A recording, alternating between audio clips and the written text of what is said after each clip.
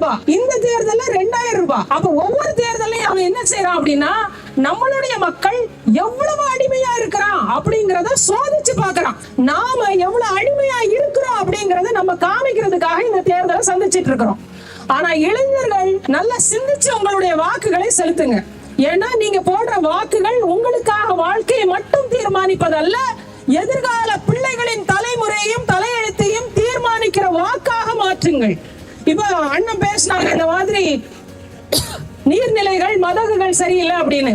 அண்ணன்ட்ட ஒண்ணு சொல்லணும், இது அழகப்பபுரம் பிரச்சனை மட்டும் இல்ல, மொத்த தமிழ்நாட்டுக்கே இதான் பிரச்சனை. ஒவ்வொரு நீர்நிலைகளையும் குளங்களையும் ஆறுகளையும் அவன் குப்பை மேடாகத்தான் பார்க்கிறான்.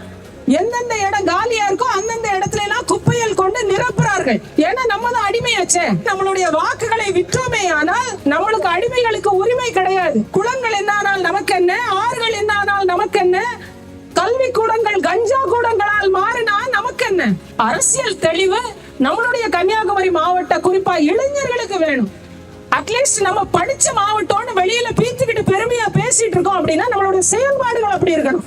நம்மளுடைய அரசியல் செயல்பாடுகள் அந்த மாதிரியான தெளிவோட இருக்கணும். நமக்கு முன்னாடி இருக்கிறது சாக்கடையா இல்லாட்டி ஆறா இல்ல கால்வாயாங்கிற தெளிவு இருக்கணும். இத போட்டவனை நம்ம இன்னும் சும்மா விட்டுட்டு இருக்கோம் பாத்தீங்களா, அதுதான் நம்மளுடைய அடிமைத்தனம்.